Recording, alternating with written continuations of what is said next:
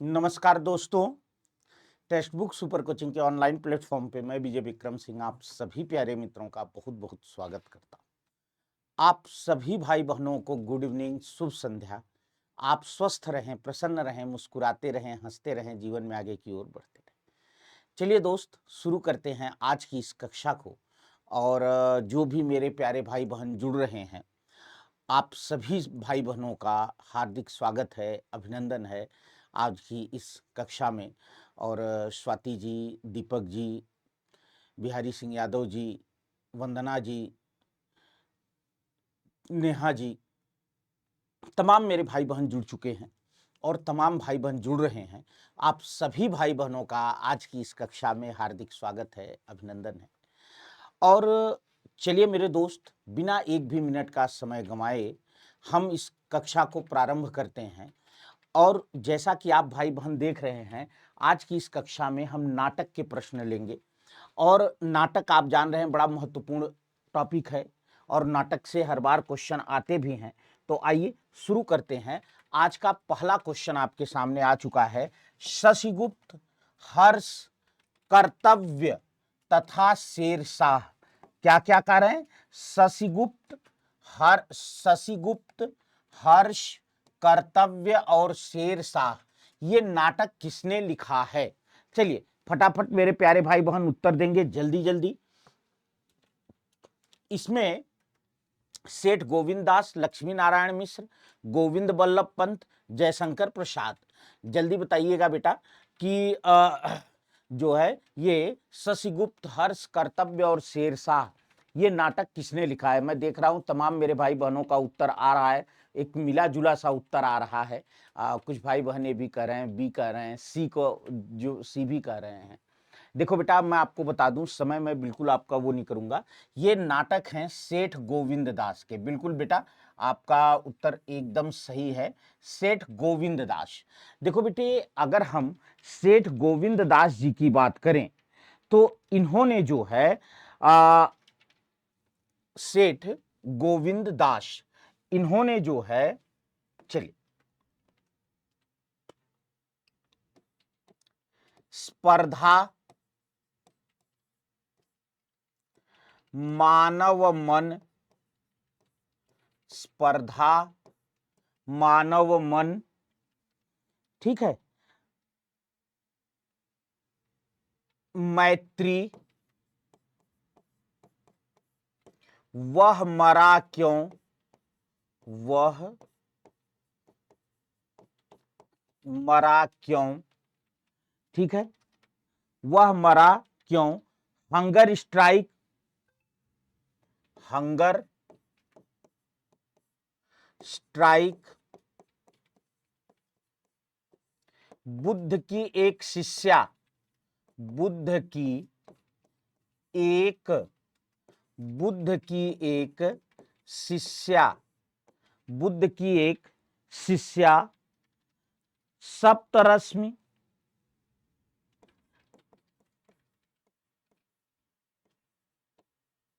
सप्तरश्मि, एकादशी, पंचभूत और चतुष्पथ,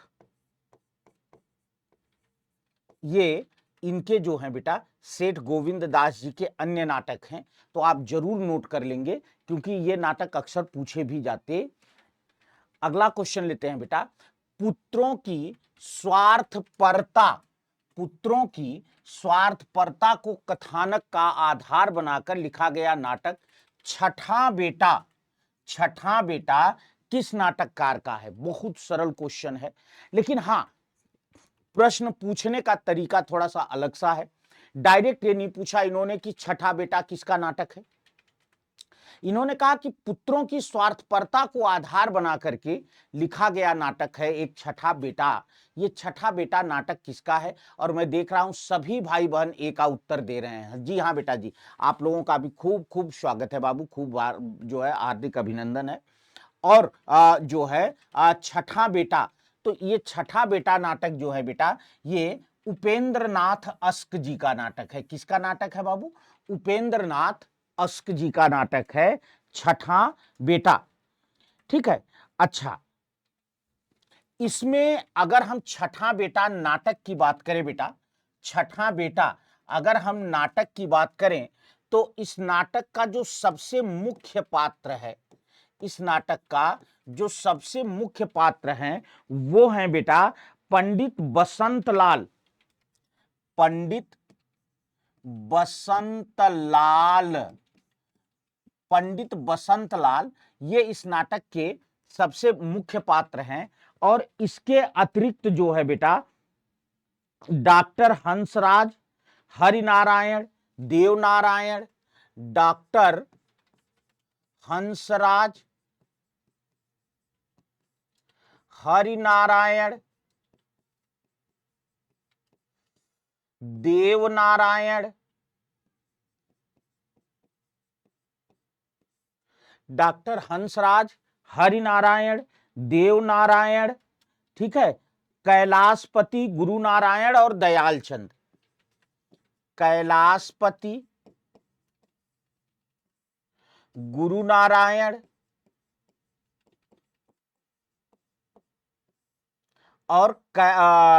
और देवचंद ना, कैलाशपति, गुरु नारायण और दयाल चंद।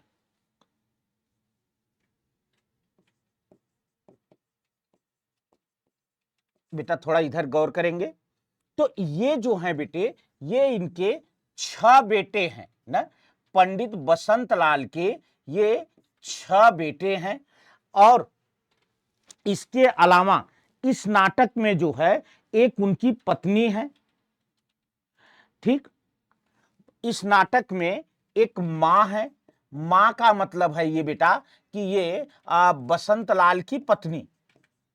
मां का मतलब है बेटा बसंतलाल की, पंडित बसंतलाल जी की पत्नी। एक कमला नामक स्त्री पात्र है, ये पंडित बसंतलाल जी की बहू है। ठीक है, पंडित बसंतलाल जी की बहू है। इसके अलावा दीनदयाल और चानन राम,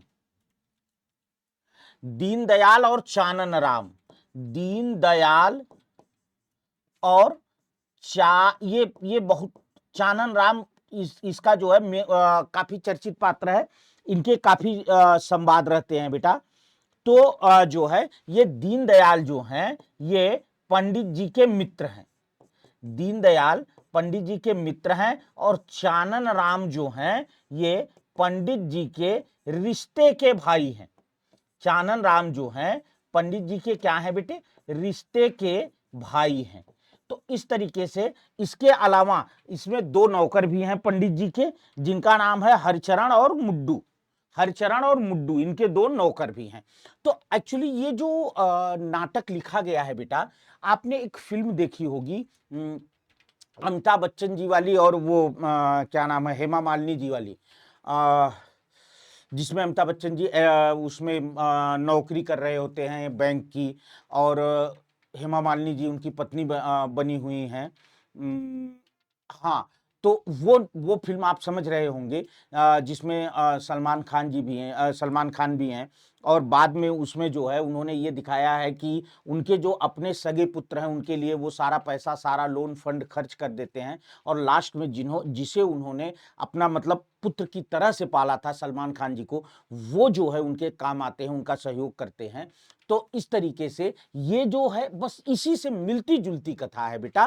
कथा इसमें ये नहीं है, कथा ये है कि पंडित जी कमाते धमाते हैं, सारे बच्चों को अपना पैसा देते हैं, तो सारे बच्चे, लेकिन जब पंडित जी रिटायर हो जाते हैं तो अब पंडित जी को कौन रखे? तो इसमें जो है तमाम सारी समस्या आती है बेटा, वो रखो वो रखो। जिनके यहाँ भी पंडित जी जाते हैं वो सोचता है कि जो बचा खुचा पैसा है वो हम हड़प लें ना। और लास्ट में जब पंडित जी के पास कुछ नहीं बचता, उस समय फिर 3 लाख रुपए, उस समय में बहुत बड़ी बात थी, आज के समय में समझो 30 करोड़ हो गए, तो उतने की लॉटरी लग जाती है। मतलब इसी तरह की कथा है, और इसमें यही दिखाया गया कि बच्चों की स्वार्थपरता अपने अभिभावकों के प्रति किस तरह की। ठीक है, तो समय मिले कभी तो पढ़िएगा जरूर। उपेंद्र नाथ अस्क जी का एक नाटक और बहुत चर्चित है बेटा, जो बार बार पूछा जाता है आपसे, अंजो दीदी। ये नाटक भी काफी चर्चित रहा है, पूछा जाता है। अगला क्वेश्चन लेते हैं बेटा, पीढ़ीगत संघर्ष की अभिव्यक्ति विष्णु प्रभाकर के किस नाटक में है? पीढ़ीगत संघर्ष की अभिव्यक्ति विष्णु प्रभाकर के किस नाटक में है? टूटते परिवेश, युगे युगे क्रांति, डॉक्टर, किसी में नहीं। जल्दी बताना बेटा, पीढ़ीगत संघर्ष जो है इसकी अभिव्यक्ति किसमें है? देखिए मैं आपको बताऊं, आप उत्तर दें उससे पहले। हाँ रीना जी, बहुत बहुत जो है बढ़िया बेटा, चलो उत्तर देते रहो सब लोग, एकदम सही उत्तर दे रहे हैं जो है बच्चन जी भी, क्या बात है, बहुत बढ़िया। तो देखो बाबू मैं बताऊं, इनके इसमें जो है युगे युगे क्रांति, युगे युगे क्रांति, पीढ़ीगत संघर्ष की अभिव्यक्ति जो है वो युगे युगे क्रांति में हुई है। एक्चुअली मैं बताऊं इसमें हुआ क्या, आप इस नाटक के शीर्षक से समझ सकते हैं, युगे युगे क्रांति। कहने का मतलब यह है कि जैसे हर नए समय में, हर समय में कुछ जो युवा पीढ़ी होती है उसमें कुछ विद्रोही लोग होते हैं ना, जो रूढ़ियों का खंडन करना चाहते हैं, रूढ़ियों का विद्रोह करते हैं, और जो पुरानी पीढ़ी है वो उन रूढ़ियों का समर्थन करती है। जो पुरानी पीढ़ी है वो उन रूढ़ियों का समर्थन करती है, उन रूढ़ियों को बचाना चाहती है, और जो नई पीढ़ी है वो उसका जो है खंडन करते हैं, उसको मानते नहीं हैं। और यही जो संघर्ष चलता है, यही पीढ़ीगत संघर्ष जो है युगे युगे क्रांति में दिखाया गया है। लेकिन यहां मैं बता दूं बेटा, जो है एक बात ध्यान रखना कि इस नाटक में 1875 ईस्वी से लेकर 1875 ईस्वी से लेकर अब तक समाज में, 1875 ईस्वी से लेकर अब तक समाज में विवाह के संदर्भ में, समाज में विवाह के संदर्भ में, विवाह के संदर्भ में जो परिवर्तन हुए हैं, विवाह के संदर्भ में जो परिवर्तन हुए हैं उन्हें दर्शाया गया है। विवाह के संदर्भ में जो परिवर्तन हुए हैं उन्हें दर्शाया गया है। 1875 से लेकर अब तक हमारे इस समाज में विवाह के संदर्भ में जो परिवर्तन हुए हैं उन्हें दर्शाया गया। जैसे 1875 में पहली क्रांति दिखाई गई है, जबकि पुरुष जो है वो अपनी स्त्री का चेहरा नहीं देख सकता था विवाह के समय, सर ढक के विवाह होता है। उस समय एक व्यक्ति नाम भी वहां आएगा, वो विद्रोह करता है और अपनी पत्नी को कहता है नहीं जो है हम देखेंगे, और वहां उसे पिता से पिटाई भी खानी पड़ती है। इसी तरह से आगे फिर एक क्रांति दिखाई गई है जिसमें एक व्यक्ति जो है वो एक विधवा स्त्री से विवाह करता है, और इस तरह से। तो ये विवाह के संदर्भ में समय समय पर जो भी क्रांति हुई है उसी को इसमें दिखाया गया है, जो है विष्णु प्रभाकर जी का नाटक है युगे युगे क्रांति। अगला क्वेश्चन लेते हैं बाबू, नंद बौद्ध धर्म में दीक्षित होकर मुंडित मस्तक लेकर जब घर आता है तब सुंदरी का अहम चूर चूर हो जाता है। यह कथन किस नाटक के संदर्भ में है? आप जान सकते हैं, आधे अधूरे आषाढ़ का एक दिन, लहरों के राजहंस, लहरों के राजहंस, लहरों के राजहंस और नन ऑफ दीज, इनमें से कोई नहीं। जल्दी बताना बेटा।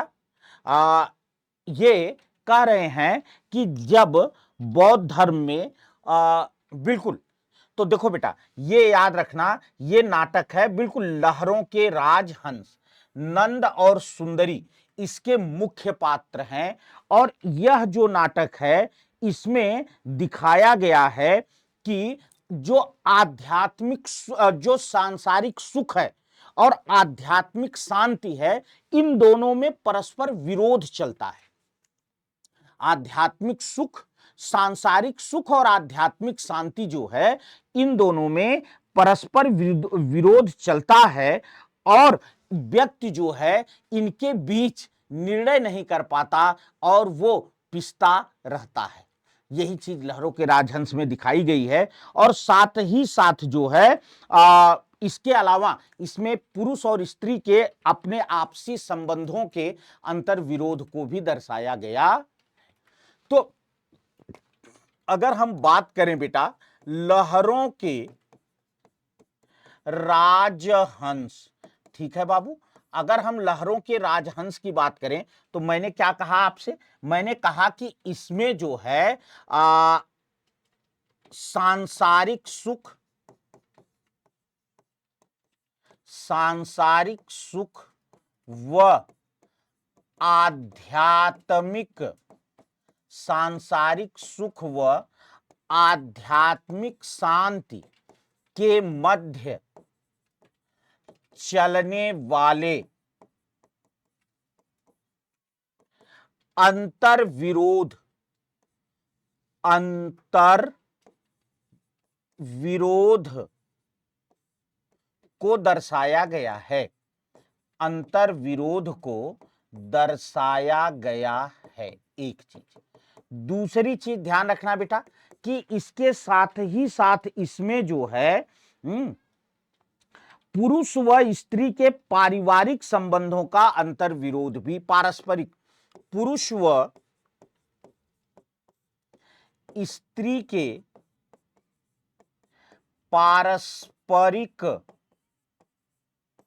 संबंधों का, पुरुष व स्त्री के पारस्परिक संबंधों का अंतर विरोध भी दर्शाया गया है, पुरुष व दर्शाया गया है। ठीक है, तो इस तरीके से बेटा ये हमारा लहरों के राजहंस हैं। नंद और सुंदरी मुख्य पात्र हैं। नंद ही वो पात्र हैं जो सांसारिक और आध्यात्मिक जीवन के मध्य झूलता है। सुंदरी को लगता है कि मेरा रूप आकर्षण इसे बांधे हुए है, और लास्ट में जब वो बौद्ध धर्म में दीक्षित हो जाता है, महात्मा बुद्ध से दीक्षा ले लेता है, मुंडित मस्तक लेकर के आता है, तो सुंदरी का सारा अहम चूर हो जाता है। निष्कर्ष मैंने आपको समझा दिया। अगले क्वेश्चन पर आते हैं। रस गंधर्व और बुलबुल सराय, ये नाट्य कृतियों की रचना किसने की है ना? कह रहे हैं कि रस गंधर्व और बुलबुल सराय ये नाट्य कृतियां किसकी हैं? मणिमधुकर, रमेश बख्शी, मुद्रा राक्षस ना, मुद्रा राक्षस, सुरेंद्र वर्मा। चलिए, कह रहे हैं रस गंधर्व और बुलबुल सराय, एकदम सही उत्तर। वाह, वेरी गुड, वेरी गुड, एकदम सही उत्तर सभी भाई बहनों का आ रहा है, मणिमधुकर। जी हाँ बाबूजी, बिल्कुल बिल्कुल, खूब मेहनत से पढ़ो बेटा, खूब मेहनत करो। देखो आप लोग अच्छा उत्तर दे रहे हैं, ठीक है। नाटक के भाई देखिए, अब हम क ख ग घ तो लिए नहीं, थोड़ा सा ऐसे प्रश्न हैं जो परीक्षाओं में आ सकते हैं। तो रस गंधर्व और बुलबुल सराय ये दोनों जो हैं मणिमधुकर के नाटक हैं। और इसके अलावा जो है इनका एक नाटक और बहुत चर्चित, कुछ नाटक रहे हैं बेटा। एक नाटक है दुलारी बाई ना, दुलारी बाई। एक रचना पूछी गई है खेला ना, दुलारी बाई, एक रचना इनकी पूछी गई है बेटा, खेला पोलमपुर, खेला पोलमपुर। कहीं पालमपुर भी लिखा रहता है, तो अगर पालमपुर भी लिखा हो तो परेशान मत होना, खेला पोलमपुर या खेला पालमपुर। इसके अलावा जो है हे बोधि वृक्ष, हे बोधि, हे बोधि वृक्ष, एक तारे की आंख, हे बोधि वृक्ष, एक तारे की, हे बोधि वृक्ष, एक तारे की आंख। इलायची बेगम, बड़ा बढ़िया नाम है यार, इलायची बेगम। कौन है भाई? कोई आतंकवादी तत्व बैठा इधर।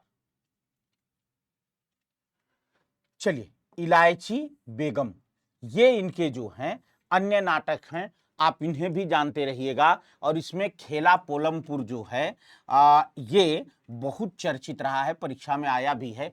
हे बोधि वृक्ष, इकतारे, इकतारे की आंख, इकतारे की आंख, इलायची बेगम, ये बेटा इनके अन्य नाटक हैं। किसके? मणि मधुकर के। ठीक है, मणि मधुकर के अन्य नाटक हैं। चलिए हम अगला क्वेश्चन लेते हैं बाबू। इनमें से कौन ज्ञानदेव का नाटक, इनमें से ज्ञानदेव का नाटक कौन सा है? देखिए, ज्ञानदेव नाम जी का पूरा नाम था ज्ञानदेव अग्निहोत्री। अच्छा यार, एक चीज छूट गई, जरा मैं बता दूं आपको, थोड़ा सा इन लोगों के बारे में बताता चलता हूं मैं, जहां भी मुझे थोड़ा मिलेगा। तो ये मणि मधुकर जी जो हैं बेटा, ये इनका जो जन्म हुआ था, वो जन्म हुआ था राजगढ़। कहां हुआ था? राजगढ़, चूरू। चूरू अब आप समझ गए ना, राजस्थान में। तो ये राजस्थान के कला जो है साहित्यकार हैं बेटा मणि मधुकर जी। इनका जन्म राजगढ़ में हुआ था, चूरू जिले में, राजस्थान में। चलिए, कह रहे हैं ज्ञानदेव का नाटक कौन सा? बिल्कुल, बहुत बढ़िया उत्तर दे रहे हैं। अब गरीबी हटाओ, निशांत, नेफा की एक शाम, नरमेद ना। देखिए, आप लोग जानते हैं अब गरीबी हटाओ, कल भात आएगा, बकरी ना, ये सारे नाटक जो हैं बेटा, ये सर्वेश्वर दयाल, सर्वेश्वर ना, ये सारे नाटक जो हैं बेटा वो सर्वेश्वर दयाल सक्सेना के हैं। ये सारे नाटक सर्वेश्वर दयाल सक्सेना के हैं। अब गरीबी हटाओ, कल भात आएगा, बकरी, ये नाटक जो हैं सर्वेश्वर दयाल सक्सेना के हैं। निशांत, नेफा की एक शाम, आप जानते हैं, बिल्कुल सही उत्तर आ रहा है सी का। वाह, बढ़िया, बहुत बढ़िया उत्तर दिया भैया सब लोगों ने। नेफा की एक शाम ये है। इसके अलावा जो है एक नाटक इनका शुतुरमुर्ग भी बड़ा चर्चित रहा है ना। एक नाटक इनका जो है शुतुरमुर्ग, इनका एक नाटक शुतुरमुर्ग भी बहुत चर्चित रहा है। और शुतुरमुर्ग के अलावा बेटा माटी जागी रे, काफी नए नए नाटक भी आपको यहां मिल जाएंगे। माटी जागी रे, ठीक है बाबू, बहुत बढ़िया राजन जी, बहुत बढ़िया भैया। माटी जागी रे, वतन की आबरू, वतन की आबरू। और एक नाटक का शीर्षक इनका मुझे बड़ा अच्छा लगता है, इतवार जिंदाबाद, इतवार जिंदा, इतवार जिंदाबाद, मुझे बड़ा अच्छा शीर्षक लगता है। और चिराग जल उठा और अनुष्ठान ना, चिराग जल उठा और अनुष्ठान, ये इनके जो हैं नाटक हैं। किसके? जो है ज्ञानदेव अग्निहोत्री के। ठीक है, चलिए अगला क्वेश्चन लेते हैं बाबू। अगला क्वेश्चन है, युद्ध में मर्यादाएं टूट जाती हैं, विवेक पराजित हो जाता है और अंधेपन की विजय होती है, यह कथन किस नाटक के संदर्भ में सटीक है? बहुत अच्छा स्टेटमेंट है बेटा, अच्छा क्वेश्चन है कि युद्ध में मर्यादाएं टूट जाती हैं, विवेक पराजित होता है और अंधेपन की विजय होती है, यह कथन किस नाटक के संदर्भ में सटीक है? टूटते परिवेश, अंधेरे बंद कमरे, आठवां सर्ग और अंधा युग। देखो बेटा, अगर आप जानते होंगे अंधेरे बंद कमरे, ना आने वाला कल ना, जो है ये धर्मवीर भारती जी की हैं। आठवां सर्ग जो है आप लोग जान ही रहे हैं। और टूटते परिवेश, युगे युगे क्रांति, अभी पीछे हमने चर्चा किया, विष्णु प्रभाकर जी का नाटक है। ठीक है, तो इसके अलावा ये जो स्टेटमेंट है वो आप लोगों का उत्तर बहुत अच्छा आया है, डी अंधा युग का स्टेटमेंट है बेटा। और ये स्टेटमेंट परीक्षा में आया हुआ है, मैंने वहीं से क्वेश्चन उठाया है। तो नवोदय विद्यालय में कि युद्ध में मर्यादाएं टूट जाती हैं, विवेक पराजित हो जाता है और अंधेपन की विजय होती है। ये नाटक, ये जो है अंधा युग के लिए, अंधा युग का है। अब मैं यहां इसकी कोई व्याख्या नहीं करूंगा क्योंकि अगला क्वेश्चन इसी से रिलेटेड और है, तो मैं उस क्वेश्चन को वहां लेकर के जब वहां से इसकी सारी व्याख्या कर दूंगा। कौन सा पात्र अंधा युग में नहीं है, अब मैं यहां से हम इस नाटक के बारे में काफी कुछ चर्चा करेंगे। युयुत्सु गांधारी भीष्म पितामह अश्वत्थामा, बढ़िया क्वेश्चन है, अच्छा क्वेश्चन लग रहा है ना। बताइए, युयुत्सु गांधारी भीष्म पितामह, और लास्ट में एक बार कमेंट जरूर करके बताएंगे कि प्रश्नों का स्तर कैसा लगा। और फिर मैंने आपसे बार बार कहा है बेटा कि ये जहां मोटी हेडिंग में आप देख रहे हैं हिंदी वगैरह ये लिखा हुआ है, जो है क्लास, ये इसको टच करेंगे तो यही नीचे गूगल का फॉर्म खुलेगा, आपको वो फॉर्म फिल करना है, सबको वो फॉर्म फिल करना है। और जो है ये हमारा जो है, आपको अगर हमसे कोई क्वेश्चन कोई बात करनी है तो आप वो फॉर्म फिल करिए, आप हमसे वहां से चर्चा कर सकते हैं। तो कौन सा पात्र अंधा युग में नहीं है, मैं आपको बता दूं बेटा, अंधा युग में भीष्म पितामह नहीं है। अब आप कहोगे कि गुरुजी हमें याद कैसे होगा, भाई याद हमें कैसे होगा कि अंधा युग में कौन सा पात्र नहीं है। तो इसका मैं आपको रीजन बता दे रहा हूं, इसका आपको तरीका बताता हूं कि अंधा युग जो है ये नाटक महाभारत के युद्ध के समाप्त होने के बाद की पृष्ठभूमि पर है। अब आपको याद होगा कि भाई भीष्म पितामह जी तो महाभारत के जो है दौरान ही चल बसे थे। तो मतलब जब महाभारत का युद्ध पूरी तरह से समाप्त हो जाता है, दुर्योधन भी मारा जाता है, और उसके बाद की पृष्ठभूमि पर यह नाटक लिखा गया है, अंधा युग। ठीक है, अच्छा नाटककार कौन है आप बता सकते हैं जल्दी से सभी भाई बहन जो है, हां क्या बात है।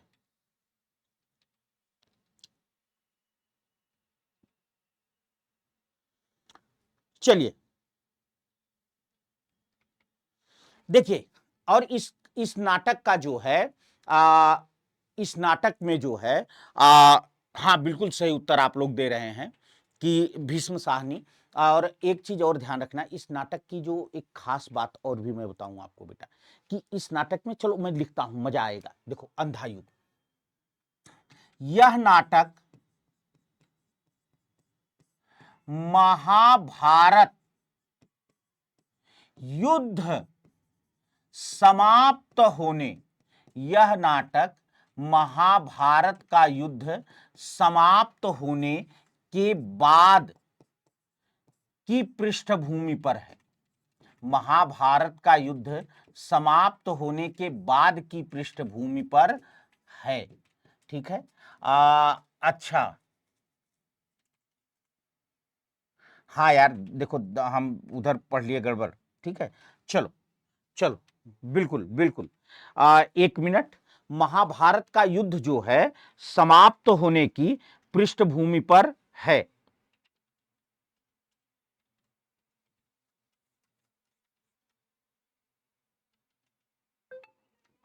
चलिए,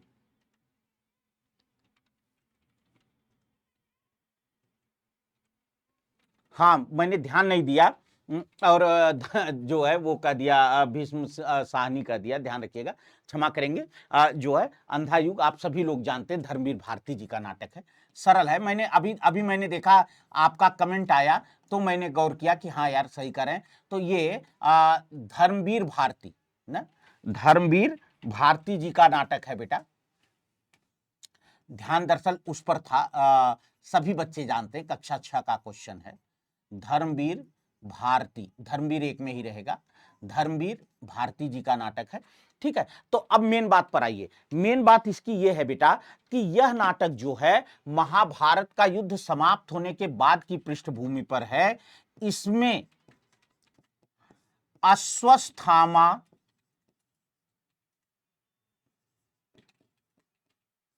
द्वारा ब्रह्मास्त्र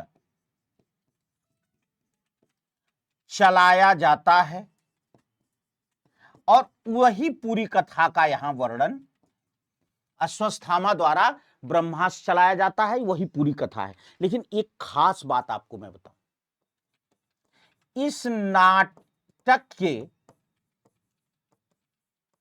मुख्य पात्र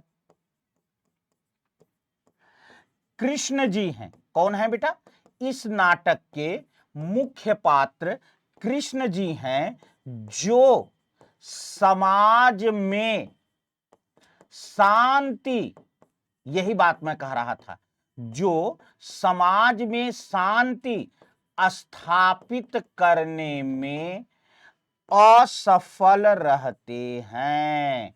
ये चीज इस नाटक का सबसे बड़ा पहलू है कि इस नाटक के मुख्य पात्र श्री कृष्ण जी हैं और वो समाज में शांति स्थापित नहीं कर पाते। मैंने आपको कई बार चर्चा के दौरान बताया है कि बलराम जी भी इस नाटक में कृष्ण जी का विरोध करते हैं कि तुम हमेशा से छलिया रहे हो, तुमने हमेशा से छल किया है।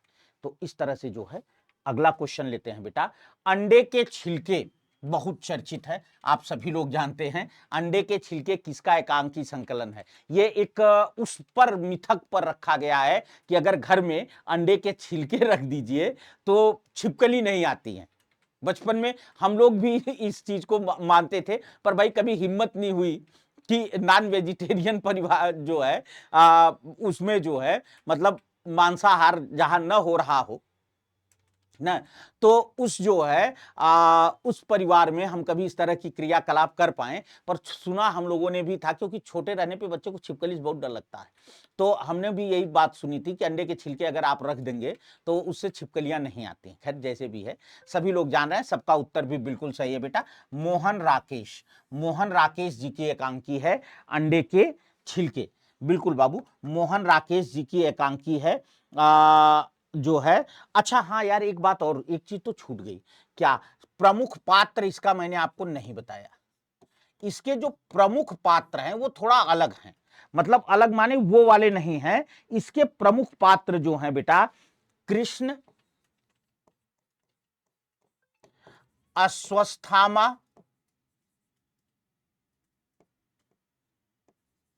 अश्वत्थामा, युयुत्सु। कृष्ण, अश्वत्थामा, युयुत्सु। ठीक है बेटा। हाँ, संजय, धृतराष्ट्र, गांधारी और कृपाचार्य जो बचे हुए लोग हैं। इधर संजय, क्यों? क्योंकि यहां चलिए भीष्म पितामह दिया है, धृतराष्ट्र, गांधारी और कृपाचार्य, तो जो बचे हुए लोग हैं वो हैं। और इनमें खास बात यह है कि पांडव भी शामिल नहीं है, क्योंकि कल को पांडवों का नाम देकर भी आपको फंसाया जा सकता है। चलिए, मोहन राकेश आप लोग अच्छी तरह से जानते हैं कि आषाढ़ का एक दिन, ना खूब पढ़ा है आप लोगों ने, कालिदास के जीवन पर है। आषाढ़ का एक दिन, लहरों के राजहंस, लहरों के राज, आषाढ़ का एक दिन, लहरों के राजहंस। ठीक है। आधे अधूरे, आधे अधूरे, आधे अधूरे, पैर तले की जमीन, आधे अधूरे, पैर तले की जमीन। यह नाटक जो है बेटा अपूर्ण था ना, ये क्वेश्चन भी अच्छा है। और इसको जो है कमलेश्वर जी ने पूरा किया। यह नाटक जो है, यह नाटक अपूर्ण था और इसे कमलेश्वर जी ने पूरा किया था। पैर तले की जमीन, सिपाही की मां, अगला नाटक है सिपाही, सिपाही की मां, प्यालियां टूटती हैं, सिपाही की मां, प्यालियां टूटती हैं, सिपाही की मां, प्यालियां टूटती हैं। रात बीतने तक, रात बीतने तक, ठीक है बेटा, रात बीतने तक छतरियां,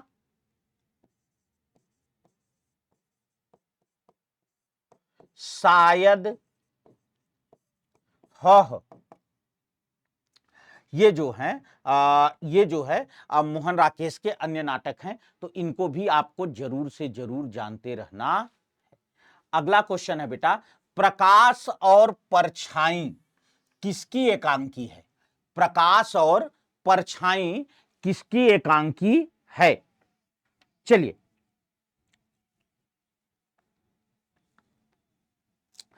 देखिए बिल्कुल सही उत्तर दे रहे हैं आप लोग। विष्णु प्रभाकर जी की रचना है प्रकाश और परछाई।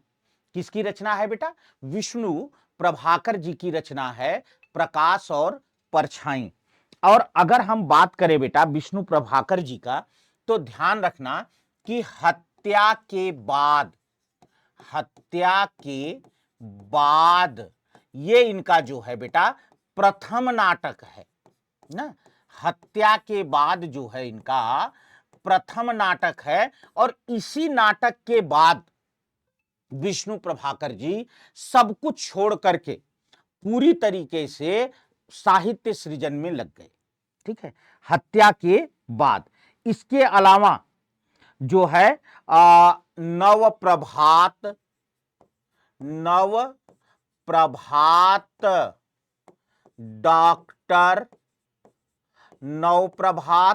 डॉक्टर, ठीक है बेटा, नव प्रभात डॉक्टर, प्रकाश और परछाइयां, प्रकाश और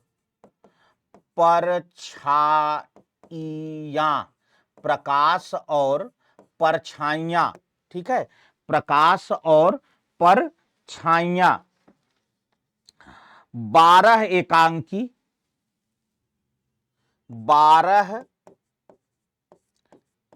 एकांकी अशोक,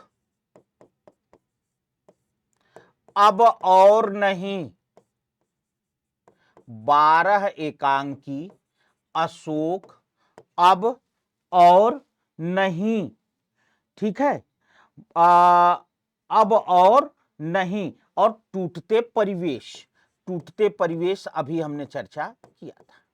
टूटते परिवेश, युगे युगे क्रांति, ये तो अभी हमने पीछे चर्चा किया था, युगे युगे क्रांति।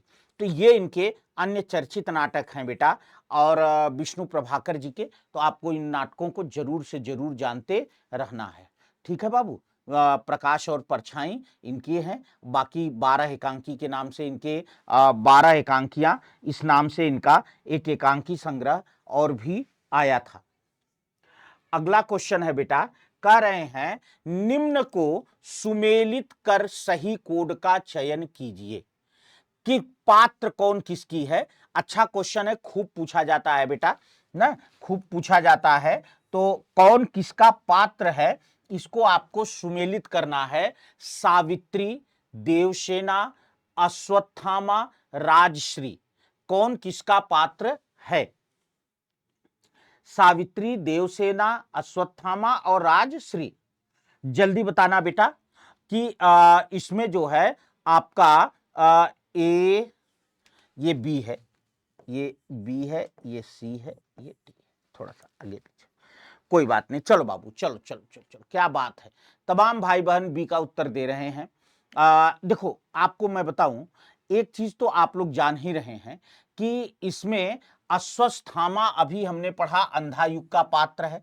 तो इसको अगर हम 1, 2, 3 और 4 मान लें, तो सी में 2, देखो सी में 2 हमारे केवल, अरे वाह, ए का उत्तर सही दे रहे थे आप लोग, अरे वाह भाई वाह, जिंदाबाद। सी में 2, सी में 2 का मतलब है कि ए इज द राइट आंसर। ठीक है, सावित्री आप लोग जानते हैं, सावित्री, और सावित्री के अलावा महेंद्र न, महेंद्र और सावित्री ये आधे अधूरे के पात्र हैं मोहन राकेश के। देवसेना को सब लोग जानते हैं अच्छी तरह से, इसमें आपको जो है बताना ही नहीं है कि देवसेना जो है ये स्कंदगुप्त की पात्र है, प्रसाद के नाटक की, और राजश्री जो है ये जय आदित्य की पात्र है। ठीक है, तो इस तरह से जो है बेटा 4, 1, 2, 3 हमारा राइट आंसर। अगला क्वेश्चन है बाबू, प्रसाद जी के निम्न नाटकों को रचना के आरोही क्रम में सुव्यवस्थित कीजिए। रचनाकार नहीं, रचना के आरोही क्रम। देखो, आरोही क्रम और अवरोही क्रम दो होता है। आरोही शब्द आप आरोहण से समझ सकते हैं। वैसे आप लोग जीएस पढ़ने वाले हैं, मैथ भी पढ़ते हैं, मुझे बताने की जरूरत नहीं, मैं तो खुद हिंदी का आदमी हूं, तो मैं आपको क्या बताऊंगा। लेकिन आरोही को आप आरोहण से समझ सकते हैं। आरोहण माने चढ़ना। तो आरोही का मतलब होता है बेटा घटते से बढ़ते ना। आरोही का मतलब होता है बेटा घटते से बढ़ते, मतलब सबसे कम, फिर उससे ज्यादा, फिर उससे ज्यादा, फिर उससे ज्यादा। तो स्कंदगुप्त, अजातशत्रु, चंद्रगुप्त, ध्रुवस्वामिनी। देखो, वैसे उत्तर तो आप दो जगह तो बिल्कुल, मैं जुगाड़ वाली बात अगर करूं तो जुगाड़ वाली बात में आप जानते हैं कि ध्रुवस्वामिनी जो है ये प्रसाद जी का अंतिम नाटक है ना। ध्रुवस्वामिनी जो है ये प्रसाद जी का अंतिम नाटक है। तो बी और डी तो हमारा ऐसे ही कट गया ना। बी और डी तो हमारा ऐसे ही कट गया। अब बचा स्कंदगुप्त, अब देखो इसमें अजातशत्रु, स्कंदगुप्त। अब थोड़ा सा इसमें आपको कंफ्यूजन आ सकता है, तो मैं बता दूं बेटा, स्कंदगुप्त जो है, स्कंदगुप्त 1928 ईस्वी की रचना है। ठीक है, स्कंदगुप्त 1928 ईस्वी की रचना है। अजातशत्रु 1922 ईस्वी की रचना है। 1922 ईस्वी, इसका मतलब आप समझ गए कि हमारा ये वाला उत्तर सही है। अजातशत्रु 1922 की रचना है। चंद्रगुप्त 1931 का, और ध्रुवस्वामिनी 33 सभी लोग जानते हैं। चंद्रगुप्त जो है 1931 और ध्रुवस्वामिनी जो है 1933, इसको सभी लोग जानते हैं। तो इस तरीके से जो है ये हमारा C is the right answer. Ajatashatru, Skandagupta, Chandragupta और फिर ध्रुव स्वामिनी, ये है आरोही क्रम। ठीक है, चलो अगला क्वेश्चन लेते हैं बाबू। कौन सी पात्र चंद्रगुप्त नाटक में नहीं है? चंद्रगुप्त नाटक में इनमें से कौन सा पात्र नहीं है? सुहासिनी, विजया, अलका, कल्याणी। देखो बेटा, मैं आपको बताऊं, और किसी नाटक के आप जानना या मत जानना, और किसी नाटक के आप जानना या मत जानना, लेकिन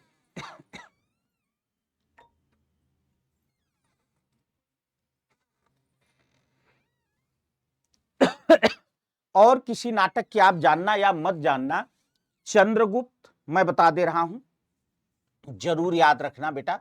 चंद्रगुप्त, स्कंदगुप्त, ध्रुवस्वामिनी, चंद्रगुप्त, स्कंदगुप्त, ध्रुवस्वामिनी, प्रसाद जी के 3 नाटक। इसके अलावा मोहन राकेश के नाटक, मोहन राकेश, ये कुछ इनके नाटक, इनके जो है पात्र कई बार पूछे जा चुके हैं। ठीक है, चलिए, तो आप सभी लोग जानते हैं बेटा कि अगर हम बात करें तो इसमें जो है कौन मुख्य पात्र में नहीं है, तो इसमें जो है विजया चंद्रगुप्त की पात्र नहीं है। आप जरा सा कमेंट करेंगे किसकी पात्र है विजया। तब तक मैं आपको बता देता हूं कि चंद्रगुप्त के जो है पुरुष पात्र जो हैं, चंद्रगुप्त नाटक जो है बेटा, इसके पुरुष पात्र, इसके जो पुरुष पात्र हैं बेटा, पुरुष पात्रों में आप लोग जान रहे हैं कि चाणक्य, चंद्रगुप्त, नंद, वररुच, सकटार न, ये महत्वपूर्ण है। चाणक्य है, चंद्रगुप्त है, चाणक्य, चंद्रगुप्त, वररुचि,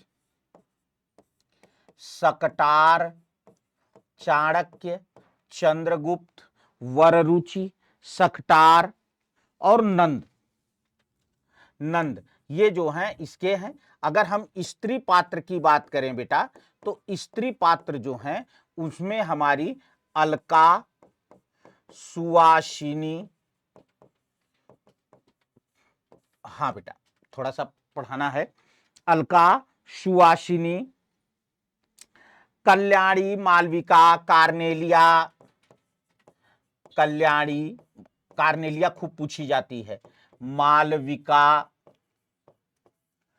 कार्नेलिया, कल्याणी, मालविका, कल्याणी, कल्याणी, मालविका, कार्नेलिया, ठीक है, कल्याणी, मालविका, कार्नेलिया, एलिश,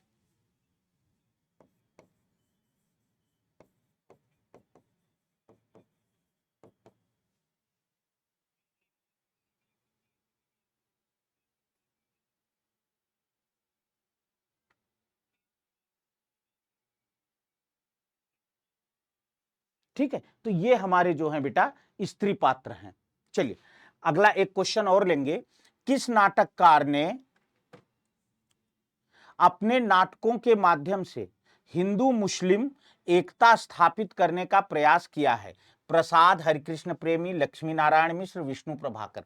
क्योंकि थोड़ा सा वो काम हमको भी है तो थोड़ा जल्दी से चलिए। ये देखिए बेटा, मैं आपको बता दूं, हरिकृष्ण प्रेमी, हरिकृष्ण प्रेमी जी, वैसे मैं आपको खुद बताऊं, एक नाटक से ही आप इस प्रश्न को पकड़ सकते हैं कि रक्षाबंधन नाटक जो है वो हरिकृष्ण प्रेमी जी का है। और रक्षाबंधन में कर्मवती हुमायूं को राखी भेजती है, हुमायूं कर्मवती की रक्षा करता है, तो हिंदू मुस्लिम एकता की बात सीधी सी बात है। तो वही जो है अगर हम इनकी बात करें हरिकृष्ण प्रेमी जी की, तो स्वर्ण विहान, स्वर्ण विहान, रक्षाबंधन, स्वर्ण विहान, रक्षाबंधन, ठीक है बाबू, शिवा साधना, स्वर्ण विहान, रक्षाबंधन, शिवा, शिवा साधना, प्रतिशोध, शिवा साधना, प्रतिशोध, आहुति, आहुति, स्वप्न भंग, स्वप्न भंग, विस्पान, आहुति, स्वप्न भंग, विस्पान, ठीक है।